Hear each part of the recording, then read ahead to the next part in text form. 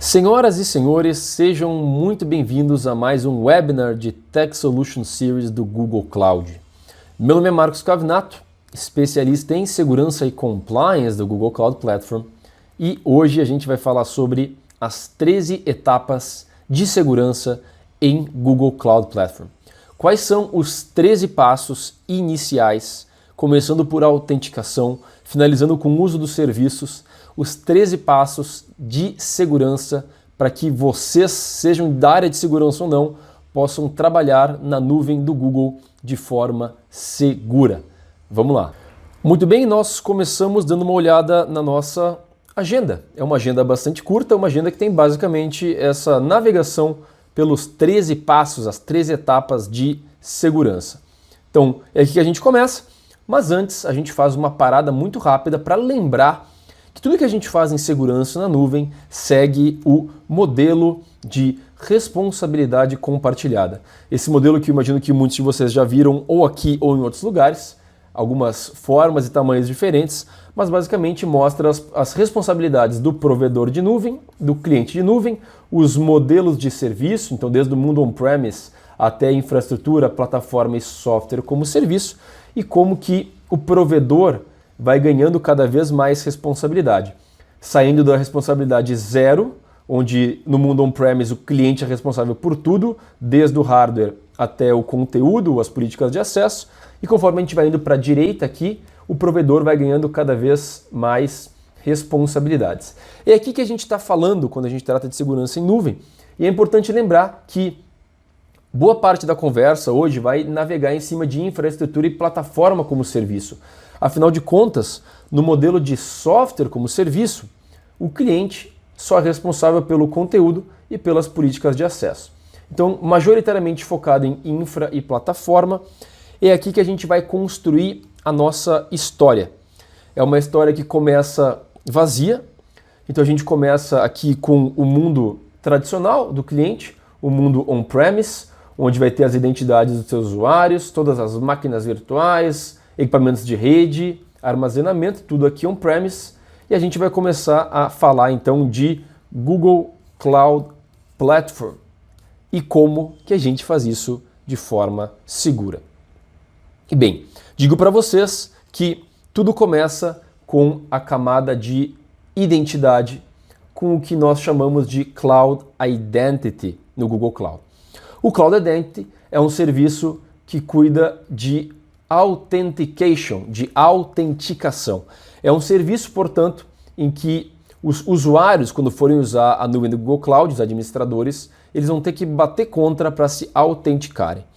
Mais do que isso, o Cloud Identity é um serviço de identidade as a service, ou seja, identidade como serviço. Então, é algo que pode ser usado para single sign-on, por exemplo. Isso quer dizer que a gente fala alguns protocolos de mercado tradicionais, como o protocolo SAML ou ainda o OpenID Connect, e a gente pode ser o provedor de identidades. Isso quer dizer, no final das contas, que o Cloud Identity, além de ser o serviço de entrada de autenticação do Google Cloud, para vocês poderem usar o Google Cloud, ele também pode ser estendido de forma que todos os outros serviços, ou boa parte dos outros serviços que vocês usem aí, como o Salesforce ou alguns outros, eles se autentiquem no Cloud Identity. Então, ele é o serviço de entrada de nuvem do Google Cloud.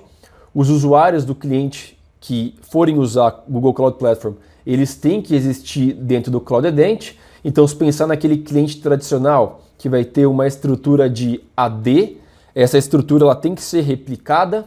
Então, aqui entra uma palavrinha como Google Cloud Directory Sync, que é usado para fazer esse mapeamento do Active Directory para o Cloud Identity, de forma que os usuários possam acessar o console do Google Cloud Platform e lá vão encontrar um campo de usuário e senha.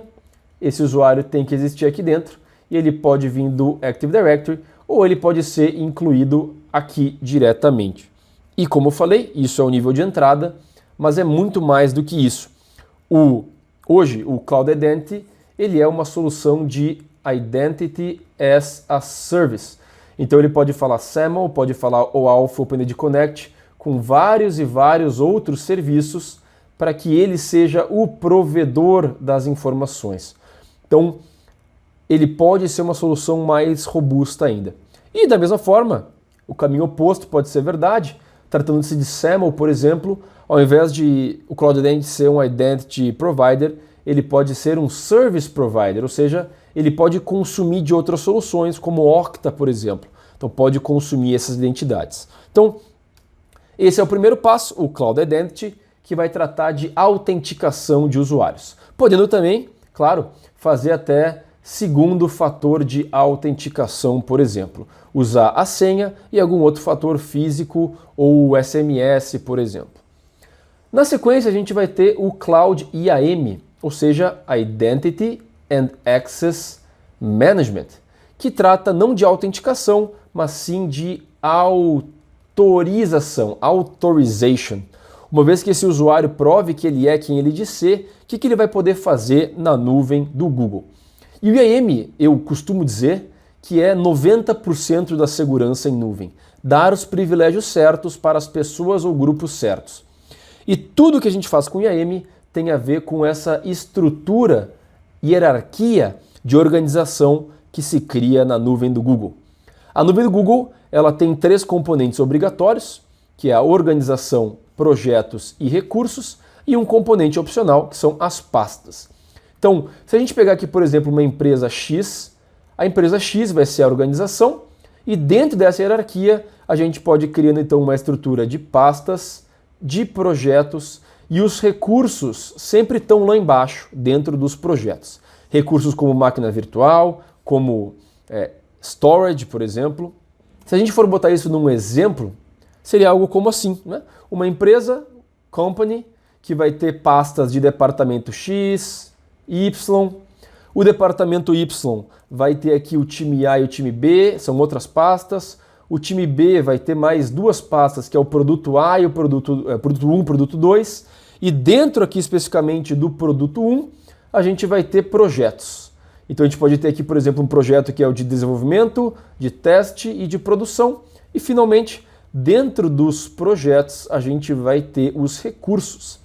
E eu estou contando para vocês essa estrutura porque o IAM é um recurso que pode e deve ser utilizado em cada uma dessas camadas. Pode-se definir regras de IAM na camada de organização, de pastas, de projetos ou ainda de recursos. Então, por exemplo, se vocês definirem que na camada de organização vai ter um usuário chamado de user, e esse usuário vai ser um owner, ou seja, ele vai ser alguém que manda, isso vai ser herdado por tudo que tiver embaixo, todas as pastas, projetos e recursos. Portanto, a gente está falando aqui que é uma hierarquia que, de fato, herda o que tiver mais acima. Logo, tudo que for bastante permissivo acima vai ir para baixo. Isso pode ser ruim se mal utilizado. É por isso que quando a gente fala de IAM, a gente não pode fugir do princípio básico de segurança, que é o princípio do least privilege, ou do menos privilégio. Ao invés de dar permissões na camada de empresa, a gente costuma ir de baixo para cima, dizendo que um usuário ele só vai ter privilégios na parte de VMs aqui de Compute Engine para este projeto. Outro usuário vai ter privilégios na camada de storage deste projeto. Porque, de novo, tudo que tu aplicar dentro da pasta aqui, por exemplo, dentro da pasta de produto 1, vai ser herdado para todos os projetos e todos os recursos. Por isso que quando a gente fala de IAM, a melhor prática é seguir o least privilege. Outra boa prática de IAM em Google Cloud é aplicar políticas para grupos e não para users. Ou seja, grupos sim, users não. Não é que não dê para aplicar para usuários de IAM, mas é que isso vai deixar a gerência de tudo isso muito mais difícil. Ainda no tema de IAM, eu quero lembrar a todos ou apresentar para vocês a ideia de que IAM é baseado em roles, em papéis. E existem 3 tipos de papéis em Google Cloud. Existem os papéis primitivos, os pré-definidos e os customizáveis. Os primitivos são muito amplos, a gente tem aqui o owner, o editor e o viewer. seja, eles já vêm configurados, mas eles são muito abrangentes, eles entregam facilidade de uso, mas tem muito pouca granularidade. No mundo ideal, os clientes usam os papéis pré-definidos. E aqui a gente está falando de muito mais do que 1000 já pré-definidos. Geralmente, para cada recurso, já existe uma série de papéis. Por exemplo, quando a gente fala dos buckets de storage, tem lá pelo menos uns 10 ou mais papéis pré-definidos. Existe sempre uma documentação que acompanha, que está incluso naqueles papéis. Por exemplo, pode criar bucket, mas não pode ver os objetos. Ou pode criar bucket, pode criar os objetos, mas talvez não possa deletar os buckets. Então são papéis pré-definidos. E esse é o mundo ideal, que já entrega granularidade e facilidade de uso. E para aqueles que não encontrarem nos papéis pré-definidos alguma coisa que já seja do seu interesse, ou seja, não tem nenhum papel lá pré-definido que me atende, o cliente pode criar um papel customizável ainda. Hoje ele vai clicar exatamente o que ele quer que esse papel possa fazer, esse role.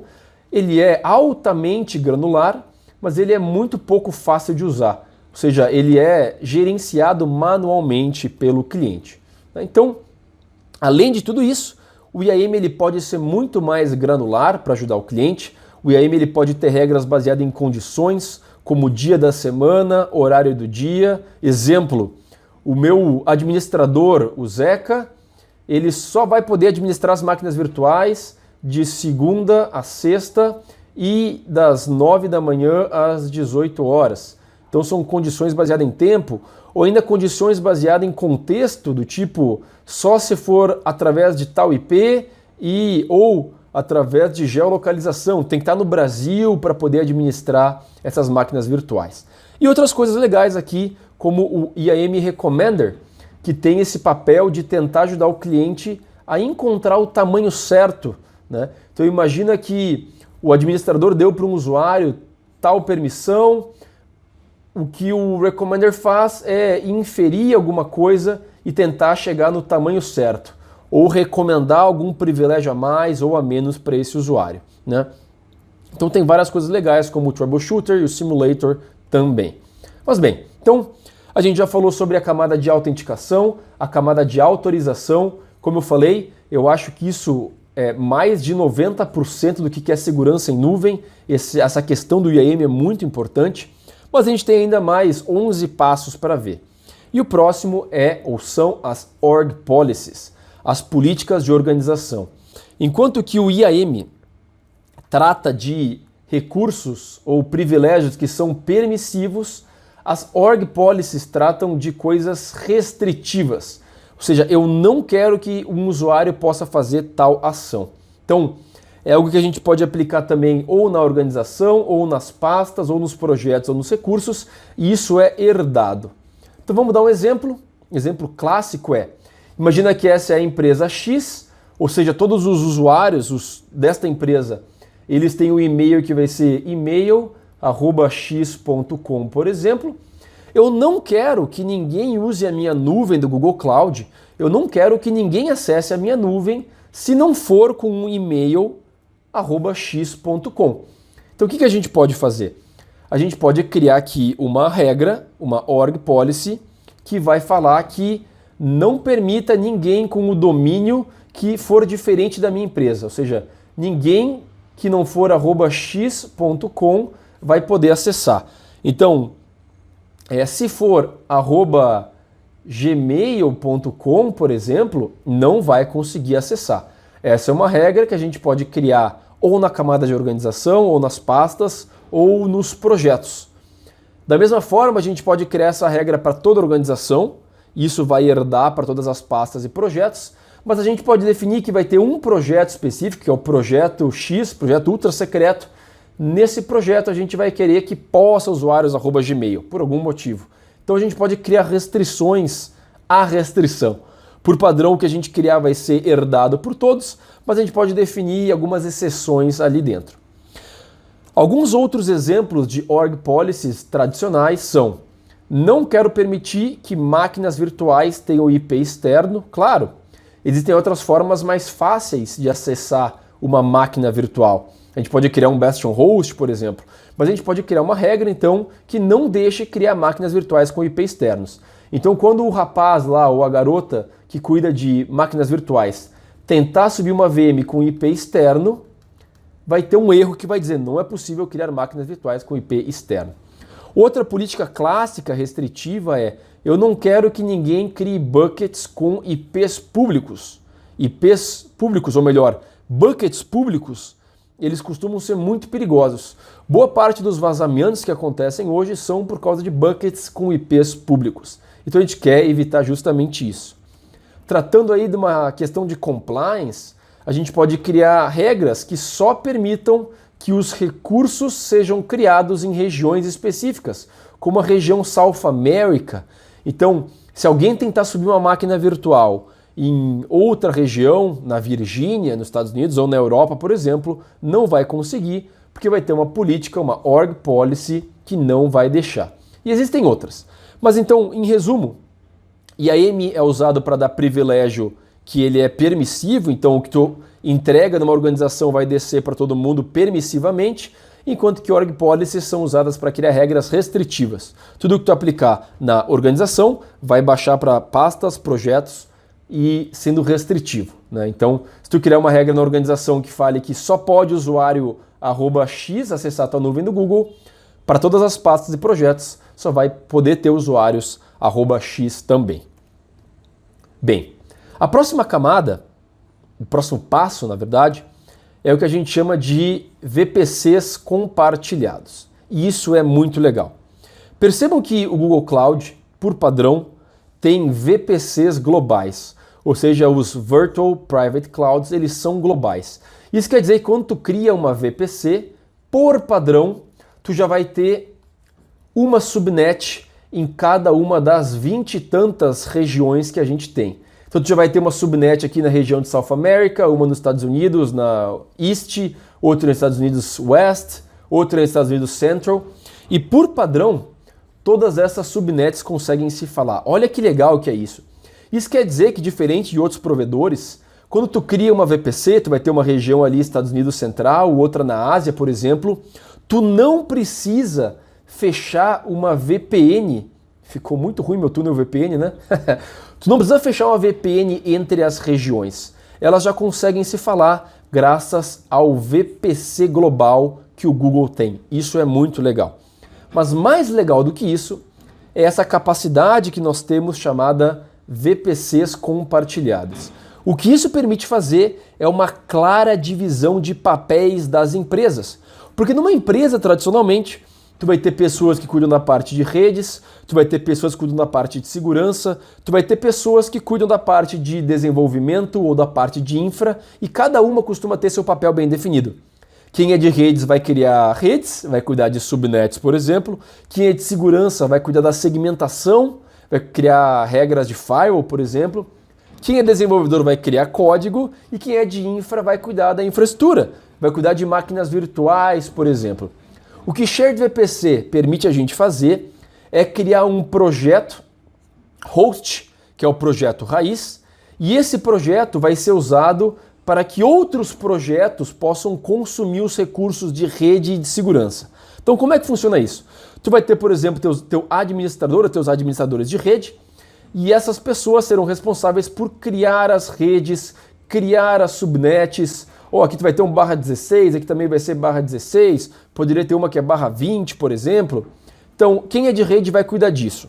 Quem é de segurança vai cuidar de regras de firewall, por exemplo, e vai fazer segmentação, do tipo, este projeto aqui, ele pode falar com esse, mas este aqui não pode falar com este, né? Questão de redes, na verdade. Então ele vai poder criar esse tipo de regra. E quem é de infra ou de dev vai poder criar, por exemplo, máquinas virtuais, vai poder subir código, infraestrutura de serviço, por exemplo. Então vai ter seu projeto aqui. Então aqui a gente tem um exemplo de projeto aqui de recommendation, um outro projeto que é de personalization, um outro projeto que é da analytics. Cada um vai ter suas máquinas virtuais.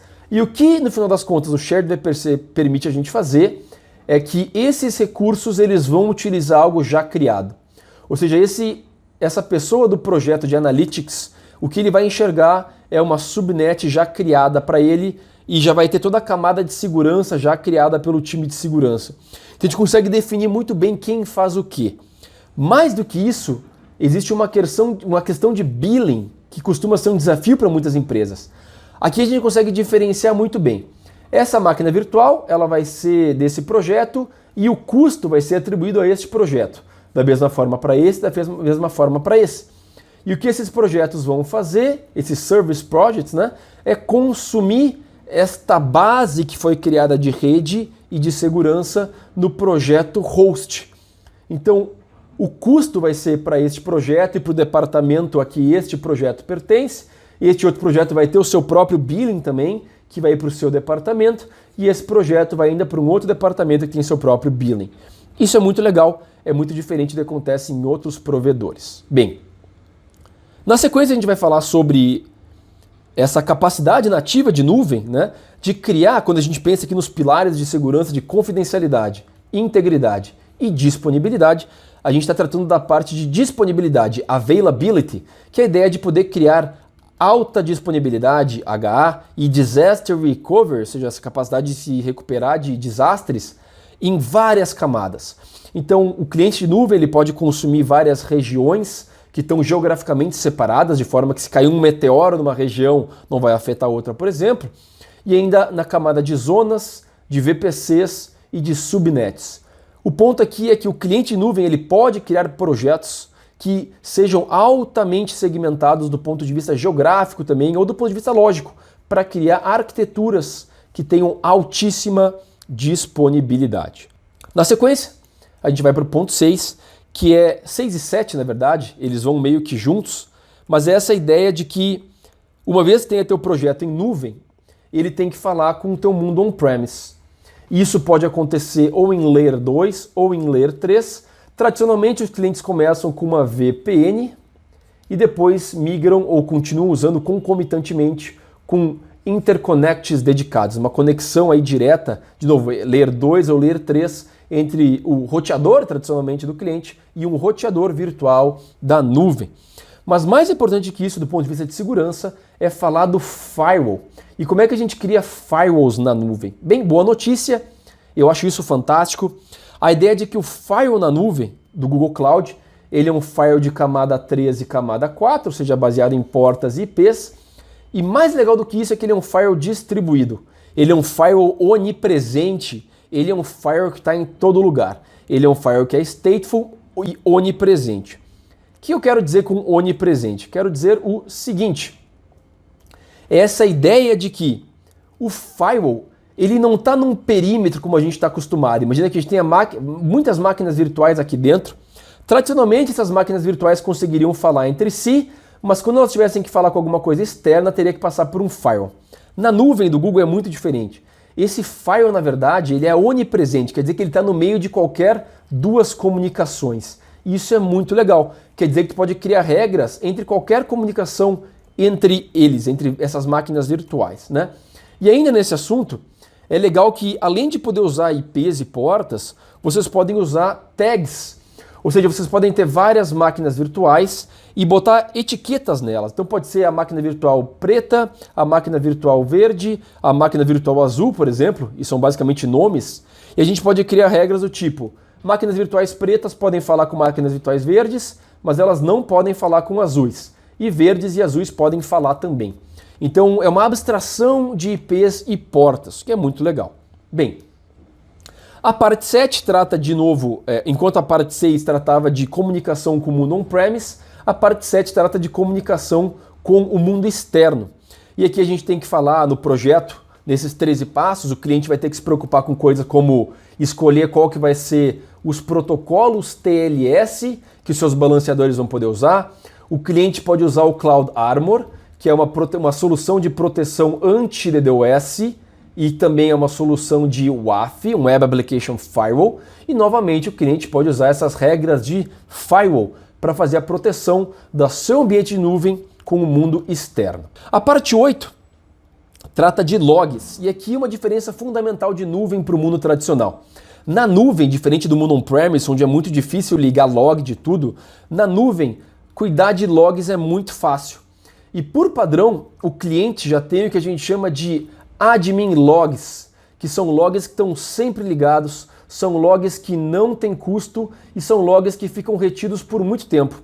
Então ações como dar privilégio para alguém, do tipo o Cavinato deu o privilégio de IAM para o usuário X, de owner de um projeto, isso vai ser logado por padrão, não tem como desligar isso, vai gerar logs que são indestrutíveis e imutáveis, ou seja, isso gera uma trilha de auditoria muito legal e que não tem como tirar, não tem como deletar. Ou seja, accountability que é uma questão muito forte. Ou outras coisas como, por exemplo, o Cavinato criou um bucket, o Cavinato criou uma máquina virtual.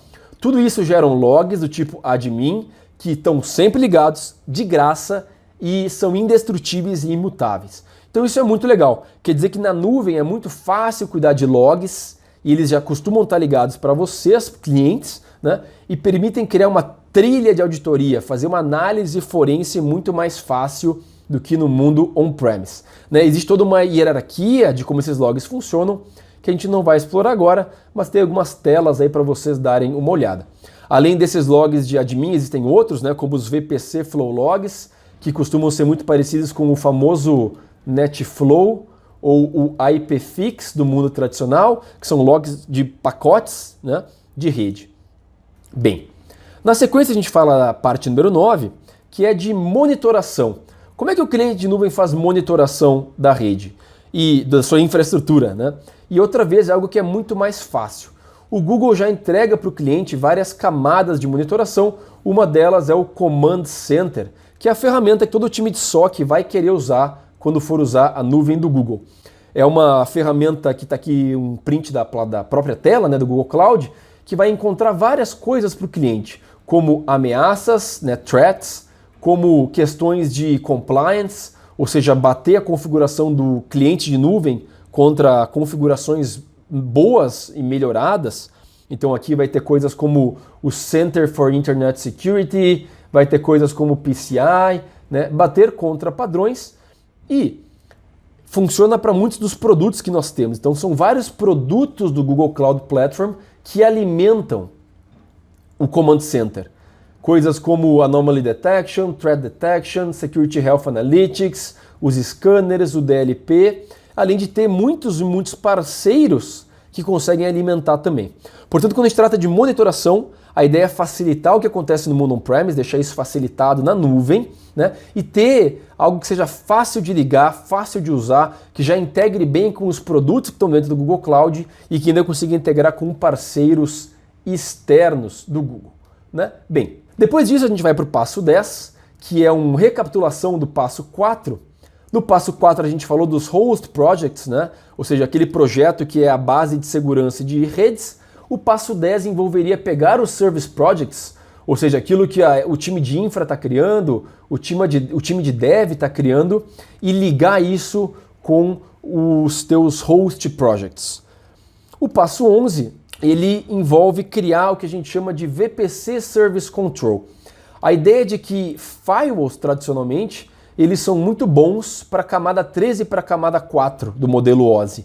Mas existem muitos serviços na nuvem que são serviços de camada 7.